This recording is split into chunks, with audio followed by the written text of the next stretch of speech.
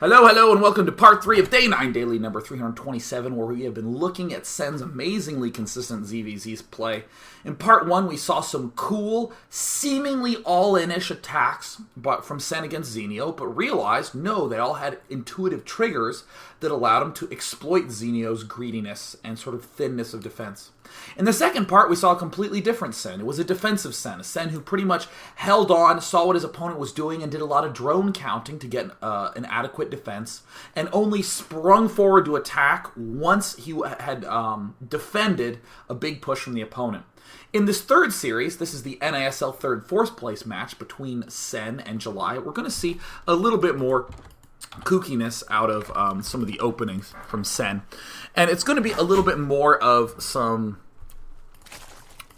I guess I would call it some key Zerg logic, because a lot of people are just saying, well, I guess Zerg vs. Zerg is all about building the roach. It looks so much like something can go wrong if you don't build roaches. But what I actually want to illustrate to you is that Sen, instead, is just doing a lot more aggression in the matchup, and a lot more just building up of units selectively. He's very good at building up drones if he has a good read on his opponent. The reads, of course, what we talked about in the earlier games. So here comes Sen, now sending out some Zerglings. There's always a couple of contingency plans you'll see out of Sen. Notice that there's one guy still in the extractor. We're going to see Sen take an expansion after he gets his Zerglings with speed out. And he's going to see July take an early expand with Zerglings without speed. July will be getting the Zerglings as fast as humanly possible, as well as the Zergling speed. And what we see from Sen is that he does this little runaround defense for a moment, and now Sen's going to be running away. And remember this one little guy that was left oh so lonely in the extractor? Well, we see a Baneling Nest coming out. I want to keep doing this following exercise with you. Baneling Nest, well, we need to consider the two extremes. The obvious reason we get the Baneling Nest is from this extreme over here. My opponent got 2 hatcheries. That means he can get twice as many Zerglings as I have right now. So let me get a Baneling Nest up, so that way, if he attacks with all these Zerglings, I have a very solid defense. But what's the other end of the extreme? What's in my left hand? Micro. Okay, so, on the other end of the extreme, what if my opponent doesn't go for this huge Zergling attack? What if he just tries to power? What if he tries to build roaches? Well, hey, then I, as Sen, am going to be doing some huge Baneling Zergling aggression back to you. There's a huge breaking point. There's a pretty key point that's going to come up here. So we're going to see Sen. See, look, here comes Sen. He's sneaking in some drones. Once this Baneling Nest is done, yeah, we're going to get some defensive Banelings. And we're definitely going to be building a lot of Zerglings for ourselves, because Zerglings are a healthy choice for any man, woman, and child. He gets a little bit of scouting, which is fairly typical in this matchup. But notice, 3 drones snuck out by Sen. 3 drones snuck out. You're asking why am I not saying 4 drones, since 20 is 4 more than 16. Keep in mind a spine crawler was constructed. And also keep in mind they're just doing different builds, quite honestly. But Sen was able to sneak out 3 drones. Oh, a sneak is a word I use a lot, which is where you are having a really fragile defense. You need everything at the front, but you just kind of build 1 drone, and then nothing but defense for the front. You sneak that drone in there, unless that wasn't intuitive enough already. I figured I might make that a little more explicit. So what we're seeing Sen do, if we come to the Sen cam, notice that if we back up a little bit, Sen has not yet seen that 16 Zerglings are being produced.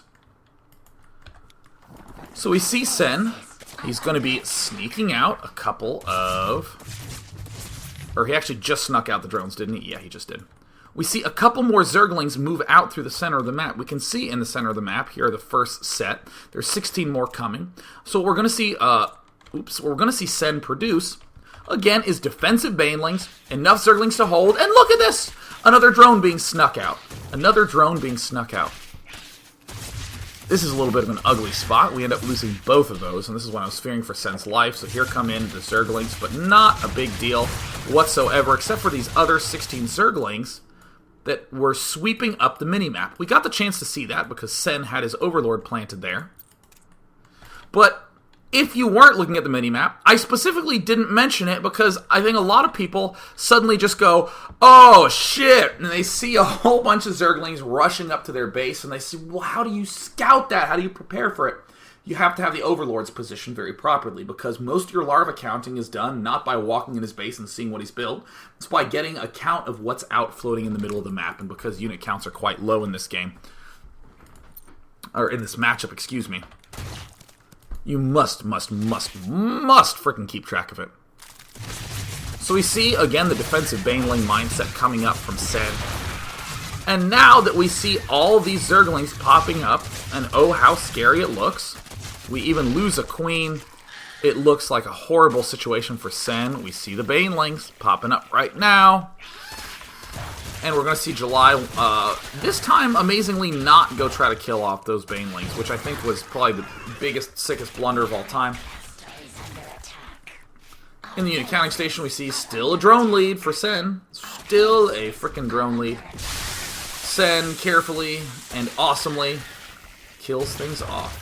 Ah, yeah, alright. And of course, we see more and more Zerglings coming out right now. And at this point in the game, I want to show my favorite thing that I saw at the finals, where we see huge numbers of units killed off, right? We see like 60 killed for Sen, 50 for July, and 1 worker for each, right? There's just so many unit trading back and forth, and I was talking a lot about counting. You know, like, how many units did you kill? Oh, 18 in the previous one. Well, what about here? You're not going to be like, oh, yes, I was being responsible. I had my pen and paper, and we killed 59 units as Sen. Anytime you've killed 59 units, attack, right? I don't want to be dumb. But what you can note is also, like, he had about as many Zerglings as I did. And I have 2 hatches, and he has 2 hatches. There you go. I was really winning with just Zerglings. Wow, it looks like then he must be making a lot more drones. You can get little bits of broad intuition that are very helpful. And notice how not complicated it is to say, oh yeah, I won by overwhelming him with Zerglings, and I don't see any more coming. I guess that means that I have way more Zerglings than he does, and he's probably been building drones, or maybe building roaches, or doing something else like that. It's very intuitive. Most people do not exploit this knowledge. Most people don't. Continuing trend, no guys in the gas, yet again. In almost every circumstance where Sen is moving out to do an attack that reinforces with Zerglings, he has pulled all his guys off gas. Well, if you have 3 more guys mining, holy crap, 3 divided by 20 is 15%. Alright, you have 15% of your workers not mining, or excuse me, 15% more guys mining your minerals. So you actually get, well, a little more than 15% worth of money. So what we're going to see Sen do is a very, very smart freaking play that generally works on open maps and does not really work so well on a map like Shattered Temple where you can't get into the main. The only real hope that July would have had to defend this is to have either stopped building Zerglings early and gotten up some roaches, or it would have been maybe to make a Baneling nest of his own and just match unit for unit and make it all about micro. But in this circumstance, after you've seen the number of Zerglings that Sen has, well, yeah, there's nothing he can really deal with Baneling Zergling. And then this is the play that Sen makes. What a sweet-ass play to just walk right into the frickin' main. And what did I say at the very start in part 1? In Zerg vs. Zerg, all the units are really powerful, and you kind of have to treat them that way in this matchup. It's really easy to not, because in almost every single other matchup, it's pretty clear when you need to run away. Like, if you have Mutilus and there's like a Thor that starts shooting at him, you're like, oh, I guess I go home now, you know? But in this game, I mean, like, just doing these sorts of very aggressive plays can pay significant dividends, and honestly, what could July have done about it? Maybe gotten extra spine crawlers? Well, no, this is actually just a good counter response from Sen. And at this point, I honestly think it's hard to make a mistake as Sen. If he makes nothing but units, that might be one problem, but he's still getting a little bit more macro by adding on extra queens and the like. But he's still going back to making more and more drones. And this game ends up being a pretty clean, easy win. I think the important thing, though, was that response counterattack by Sen and how he set it up by getting that Baneling nest out quite early. Let me go and open up the last game. The last game was weird. This is just going to be a final weird game that I wanted to look at because it's my show and I can do whatever the hell I want. Ugh. But, in this game, I actually think Sen forgot to build a Roach Warren. You're going to see what I mean in a second. I'm trying to navigate down to that game. Yeah, it's the Shattered Temple game. Load it on up. Yeah. Load up. Load on up. Load up. Load on up. Alright, we're going to be speeding through the start stages of the game, identifying all salient aspects of it as we continue along. There's the good luck, have fun, the good luck from July. And what do we see? Again, it's a mirror, much like that game versus Xenio. And if people are not thinking clearly when they're watching it, they might say something like, well, Sen did an all-in in game 1 against Xenio. I wonder if he'll do an all-in here on Shattered Temple. Same little principles being used by being used by Sen. Sen thus far sees no Zerglings. He even has an Overlord here to see if any Zerglings come down the ramp this way. He's counting, he's counting, he's counting. He hasn't seen anything yet. Okay, cool. We see an earlier Zergling speed from Sen. And it looks like in this game he simply elects not to build the Roach Warren, so he really cannot go for any of that other funky business. And hey, what do you know? We see a Baneling nest going down for Sen. Again, pulling guys out. It looks like we're going to have some defensive Banelings coming up for Sen. But defensive Banelings plus hell of a lot of Zerglings. Not defensive Banelings, and that's all I need. I'm fine and well defended. We're going to see the Spine Crawler go down, and we're going to see a lot of Zerglings swell forward from Sen. Again, he's exploiting the fact that these attacking units are so potent. And now we have some of the most harrowing micro that you'll ever see. Just dancing back and forth and back and forth. And of course using this giant swab of units to just move back and forth and back and forth and keep the Zerg. That was so close. And in the meantime, what do we see? Drones getting built, right? This is just good play from Sen. He's always building quite a lot of units at the same phase. It used to be Roaches. In this game, it was Zerglings. And now we see the double evolution chamber going down because, hell, if my opponent has a few less Zerglings than I do, and I even saw that he had Banelings produced, then there's no threat of a bunch of Roaches coming to barrel down my front door immediately. So if I get my evolution chambers, I have time bought for that. That sucks. Don't do that. That's bad. This is really bad. So don't. Yeah, alright, good. I don't know if I have anything else more to say. I kind of stopped myself just to double check. This is equally bad. Don't do this. This is more Zergling, Baneling micro action. And this is one of these moments that'll make people go herp-de-derp-de-derp. What on earth do you do in this matchup with Zergling, Baneling? Well, we're seeing different things. We're seeing July just plop down a Roach Warren, but we're seeing Fnatic Sen exploit this quite well, knowing that no Baneling, or knowing that no huge Roach forces are coming early on. And of course, we have some more micro, but hey, we see the good strategy going on here with the double Evo chamber. Now, I think July does something smart. He says, oh, you're going double Evo, and I've been putting a lot of pressure on you. I'm just going to make a ton of Roaches, and I'm just going to attack you really, really fast. And this is the part where I feel like Sen forgets his Roach Warren. So he starts to rebuild some drones. I actually would be curious to ask him if he did or not. We see him getting 2 more extractors. And this is what really weirded me out, because I was like, are you trying to go Infestor? Are you trying to go Spire? I mean, I don't see a layer anywhere. I mean, he does have a huge drone count. He's up at 45 versus 38 from his opponent. But I've still felt a little bit like, And we also see July doing a smart thing. He has 8 Roaches out, but he's hiding them. Speeding things right along. And then suddenly we see a whole bunch of Spine Crawlers go down for Sen and a Roach Warren go down. And he has all this gas in the bank, which just felt freaking weird to me. But at the same time, I want you to note the advantage that Sen is exploiting here, which is that he had time to get double upgrades, so go for it. In a lot of circumstances, you'll see players build these 4 Spine Crawlers for defense. And you'll see them able to stay alive. But this only ends up being good if my opponent attacks. So, if July attacks, which he does do, these Spine Crawlers are going to help a ton. If he doesn't attack, All right, cool. No problem. We have these 1/1 upgrades, and we can easily get an advantage from how fast our layer is. So you're starting to see it's me considering the extremes. He either attacks us straight on and we're in really good shape, or much later on, we're going to be in really good shape if he's going for the long term, because we have a long-term advantage in our upgrades. We have a long-term advantage in the fact that we can get infestors up. So we're going to see July swell up with 29 roaches, and this 4 spine crawler just came out so late. They actually got planted down at almost the exact same time as the roach warren. And there's the infestation pit. No additional upgrades. July tries to Baneling.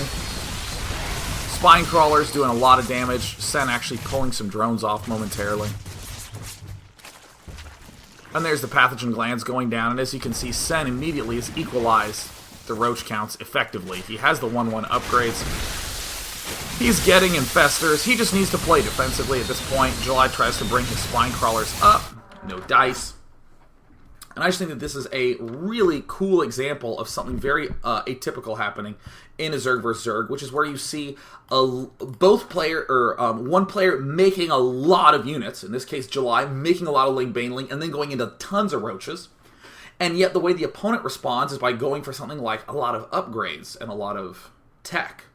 And almost always in Zerg vs. Zerg, you end up getting killed off in 2 ways. One of them is that you don't have enough defense, and he just straight up kills you. But the other more important one is that the player who's going for his tech builds a ton of defense, and then the defense is never used at any point. I think the most common case you see, this is a player who wants to go for, what the hell are those units called? Yeah, a player who wants to go for Mutalisks, and they throw down a ridiculous frick ton of Spine Crawlers. I'm actually going to refresh. Let me actually pop back here. I'm going to take some questions. Yeah, you'll see players who go Mutalisk, and they try to throw down a bunch of Spine Crawlers for defense. My encoder apparently chokes when I go to ×8 speed. But yeah, what always happens to a lot of those Mutalisking players when they build like 10 Spine Crawlers and they can hold off any sort of roaching and all that good stuff, but then all of a sudden the roaching player just takes like 4 bases and there's nothing that you can do.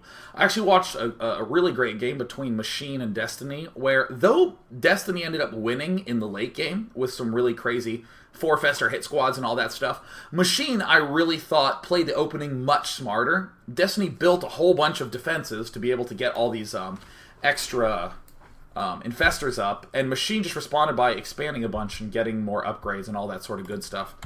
So that's always a good concern to have in mind, considering the 2 extremes. Alright. If my encoder's dying, then so be it. Sorry about that. Looks like Fear Dragon 64 says, Dear Day 9, in today's daily, you constantly refer to scouting the front in order to eliminate possibilities and cut corners based on these assumptions. The most frustrating players for me are those who don't keep all of their units at the front. How do you deal with this? Well, the answer is that aggression is always the key for being able to bring units to the front. That's why you'll see players with speed links constantly sort of poking and prodding at a Protoss, so that way he draws his stuff to the front. If he doesn't, you just go kill him. But a lot of times players will scout the front, see nothing, and just be like, I guess everything is cool and kosher and all that. Gosh, would people stop messaging me? Alright, my ADD is kicking in, you guys. I'm going to be honest. Alright, before we answer the question, let me just say this. I actually went, every Thursday I go to Santa Monica to record the GeForce Pro-Am games with Husky. So I got up at 8 this morning and drove down there, and we've been recording videos like all day. We do 10 to 14 games every single Thursday. So I'm coming back, and I'm on the home stretch. All I gotta do is finish it up, and then I might have enough focus to be able to sit and drool and watch television. But let me see if I can do this. Alright. Alright, by the way, for everyone asking, this shirt is from thehandsomnerd.com. So aggression is what lets you draw his units to the front. Always be trying to draw his units to the front. And in particular, make sure you know what you're looking for, because a lot of times people will scout the front, see stuff, and then try to determine on the spot. You instead want to say something like, oh, if I see 4 Banelings, I know that I'm not worried about blank. If I see, if I'm looking for his sentry count is the most common thing to scout the front for, or if I'm looking for his tank count, or if I see a medevac. What if I rush up there and see 1 Marine versus 50 Marines? In both cases, no medevac. It's all cool. You want to make sure that you're specifically looking for a thing. So, Canadium SC says, do pros actually do all this drone counting in game? Isn't it a bit difficult to count larva worth of units in the heat of a moment, if you will? I would actually, in Brood War, that was like all you did in ZvZ was count larva. You constantly knew exactly how many workers both people had and about how many Zerglings had been made on both sides. So that way you could, make decisions in the game. I don't know how many players do in StarCraft 2. I just kind of assumed that they do because you can just make such accurate predictions even without getting that much information. Like, oh, he has about as many Zerglings as I do. I guess he has about as many drones as I do. Or, wow, he has not that many Zerglings. Is he teching for roaches? Is he going for a big econ-based build? Is he hiding something? You can begin to at least ask the appropriate questions, as opposed to, he has speedlings, let me kill him with Zergling Baneling. 10 speedlings into expand is way different from 20 speedlings into roach all-in, is way different from 20 speedlings into expand. They're very, very different. Rocket in the face says, Dear Day 9, when Sen pushes with roaches, why isn't he afraid of a counter attack? A lot of it is because of the Overlord positioning in the middle of the map.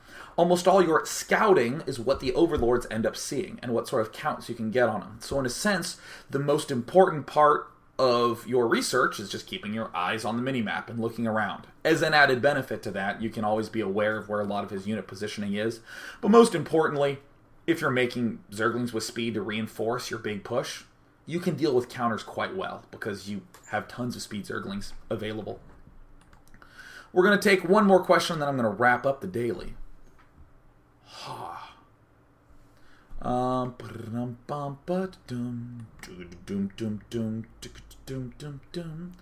Oh, so MDK, MD Knight 523. I thought it was going to be MDK, or it might even be MDK Knight, just starting with an N, because MDK was one of my favorite old 3D platformer games from like 1996. God, that game was good. Says, Day 9, Sen's ZvZ is very reactionary. Is there any point where a Zerg player should dictate the direction of a game? I suppose I should have been more clear about this throughout, but this is actually the core idea throughout this, is that you deal with these two extremes. You say, okay, I see him doing some opening, and I'm going to respond in a way that both lets me appropriately defend and react to him, but if he's not doing it, then on the other end of the extreme, I can put pressure back him and control the game a little bit as well. And in the first set of Xenio games, we see him saying, oh, well, I'm going to put pressure on him with this attack. Incidentally, it worked, and it won. Cool! There are other games, not in what we saw, where Sen moves out for an attack and just sort of like, oh, and then like ends up coming back. Because a lot of it has to do with, again, you are dictating the direction of the game, and if he's going along a reasonable path, then you can't actually attack because he's actually playing well. That's going to wrap up the daily for the day. Man, these things are going long. I got to work on cutting these things down. Woo! Woo! Fun Day Monday is going to be on Monday. Europe week begins on Sunday at 10 a.m. Pacific, 7 p.m. European time. Fun Day Monday is the same as it was last week because I was gone. Same as it was. Ba-da-dum-bum-bum-ba-dum-bum. It is the you can only engage units while on creep. I'm wrapping this up with some music.